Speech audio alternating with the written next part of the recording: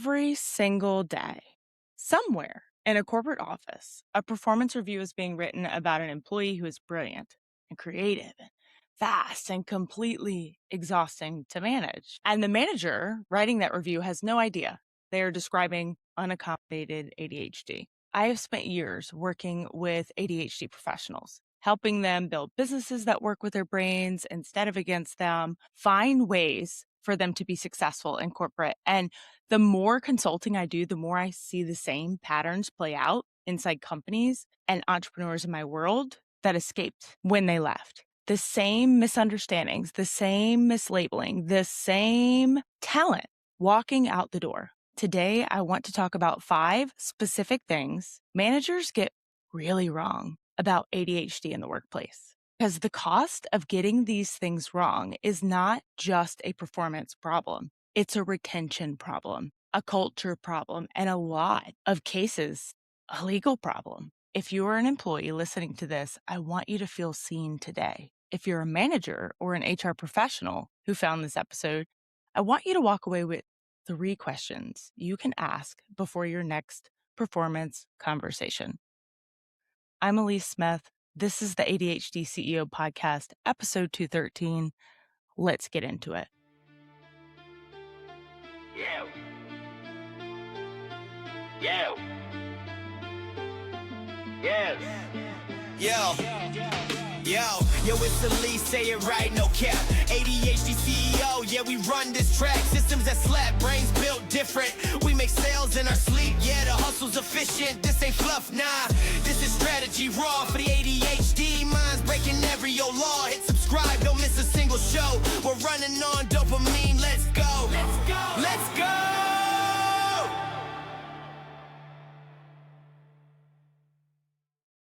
All right, before we get into the 5 things, I want to give you some numbers here because when I talk about ADHD in the workplace, I'm not talking about a niche issue. ADHD affects somewhere between 5 and 8% of the adult population. The majority of those adults are undiagnosed. Okay, research from the Journal of the Clinical Psychiatry estimates that less than 20 of adults with ADHD have ever received a formal diagnosis. Think about what that means in a company of 500 people. You likely have 25 to 40 employees with ADHD. Most of them don't even know it. Most of their managers do not know it. And almost none of the systems or processes or performance expectations in that company were built with their brain in mind. And yet some of your highest performers are that group. The research on this is consistent. ADHD brains in the right environment demonstrate elevated creativity, superior crisis performance, stronger pattern recognition, higher risk tolerance, which translate directly into innovation and optimization for your company. The question is not whether you have ADHD employees. The question is whether you are managing them in a way that lets them perform. Okay, so let's dive into this. If you've never listened to any of my episodes, I'm super tactical. I want to give you things that you can take and put into place in real life. Okay, not just concepts, not just conspiracies. Okay, so thing 1, confusing inconsistency with unreliability. And this is one I hear often. Okay, she does incredible work, but I never know which version of her I'm going to get. Or he crushed that Q3 project, but completely dropped the ball. Q4 follow through. She's either the best person on the team or she's invisible. There's no middle. Here's what managers are missing. Okay, ADHD brains don't operate on a flat performance curve. We do not show up at a consistent 75% every day. We show up at 110% when the conditions are right and at about 30% when they are not. And that's not unreliability. That's neurology. Okay, I don't make the rules. But the conditions that drive ADHD performance are specific: novelty, urgency, personal interest, challenge, speed. When these conditions are present, your ADHD employee is often your best performer in the building. But when they're absent, when the task is repetitive or low stakes or unclear, performance drops dramatically. And so the manager who sees this as inconsistency is measuring the wrong thing. The right question is not, why can't she be consistent? The right question is, what conditions produce her best work and how do we build more of those? Because you can't get around the repetitive task always, okay? But some things you can do instead. Map out the high performance moments. When did this employee do their best work? What was the project type, the deadline structure, the level of autonomy? Build from that data instead of penalizing these valleys of like, well, she's amazing, but can we deal with it? Okay, so think about that. Start asking better questions. Okay. I mean, how many people's grandpa told them back in the day, you got one mouth and two ears for a reason, right? Listen to your employees. Thing two, treating ADHD symptoms as an attitude problem. Now I get it. There are people out there with just bad attitudes. Okay. They're just not a team player. Doesn't matter what you do. That is not the person we're talking about here. Okay. But this one costs companies talent they can't afford to lose. And they're losing money by trying to replace them when a few accommodations could have saved a lot of money, a lot of time, and help that employee and that company ultimately reach their goals. So the employee who is chronically like late to meetings, okay, I get it. It feels disrespectful. But are they late because they are just forgetful? Does it feel like they're always rushed? Right? Do they have time blindness, which is a again, documented neurological symptom where the brain genuinely cannot feel the passage of time the way other brains do. Or the employee who interrupts constantly, right? It feels like they're arrogant in the meeting. They're always just interrupting. Their working memory might be compressed. And hear me out, okay? If they are neurodivergent, their working memory is so compressed that if they do not say the thought the moment it arrives, it is gone, literally gone. And so the employee who sends the email at 11 p.m. and then misses the 9 a.m. stand up, maybe they're not disorganized, right? They are working in a time window where their brain is actually online. And I wrote an entire book about this. Okay. People have peak chronotypes and they have spark times. If you haven't gotten a copy of Flow First Thinking and you are an HR manager, tap into this. Okay. Or if you are a neurodivergent employee and you want to learn more about yourself, again, tap into this because it's a lot more than just being like a morning person or a night owl. Like there are studies, Harvard, you name it. They've all done studies on this. And so they're working in a time window where their brain is actually online and then crashing when it's not. And when managers' attitudes around this, when managers address these behaviors as attitude problems, as disrespect, as laziness, arrogance, two things kind of happen here. First, the employee cannot fix it. Not always, not without accommodations, because they're being asked to change a neurological pattern through willpower, and that does not work. So the behavior continues. Second, the employee starts to believe the label. I'm disrespectful. I don't care enough. I'm not a team player. And the shame compounds the symptoms. So what could you do instead for your neurodivergent employees? Before any performance conversation around behavioral patterns like lateness, interrupting, missed follow through, ask one question. Is this a skill gap, a will gap, or a wiring gap?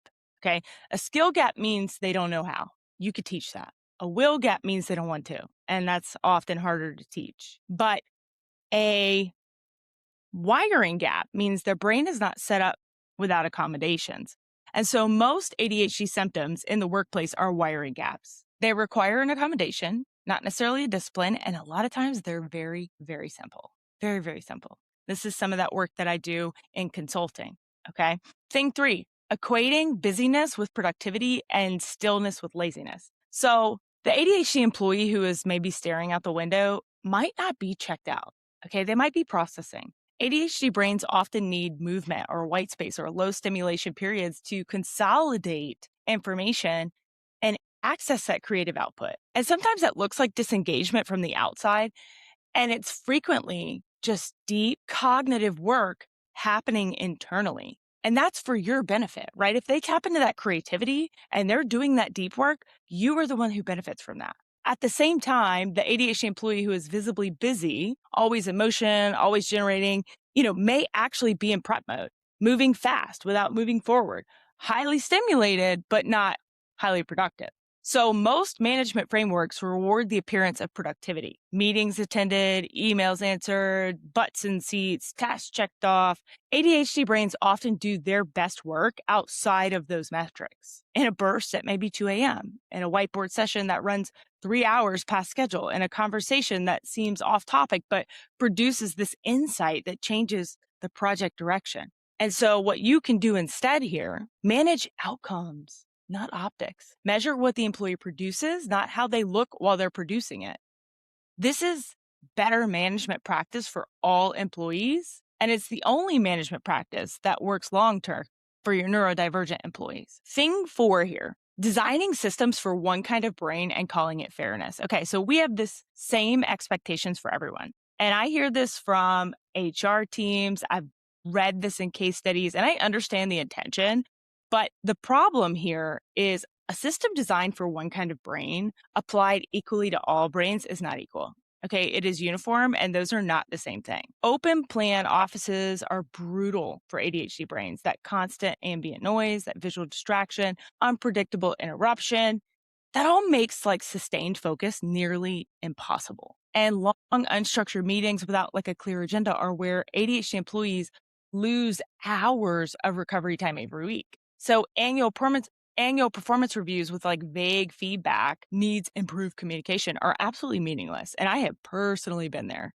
Okay, personally been there where I am like, can you be more specific, please? But those are meaningless to a brain that needs specific, immediate, actionable information. And for years, I just kind of wandered around like, I thought I was decent at what I do. No one could ever be specific with me. Or email being the primary communication channel. It might be a disaster for working memory. Every new email requires like reestablishing contacts that other brains hold passively, right? None of these systems were really designed to be hostile to ADHD brains, but they were designed for a neurotypical brain without knowing that they were excluding other people. And come on, it is what, 2026, right? We have learned so much more about the human brain that this is not about like, woe is the ADHDers. We got to accommodate all of them. It is about you are losing your best talent. And so what you could do instead here is ask your ADHD employees directly, even if they aren't diagnosed, even if you don't know for sure if they are ADHD, you can identify who is struggling. If you're a good manager, you should be able to. And you should be able to ask them, what would make your best work easier to produce? The answers are almost never expensive. More headphones, a standing desk, async check-ins instead of daily stand-up check-ins, bullet point agendas before the meeting. These are like the smallest accommodations in the world that honestly AI can do for most of you, okay? But the performance returns are outsized. All right.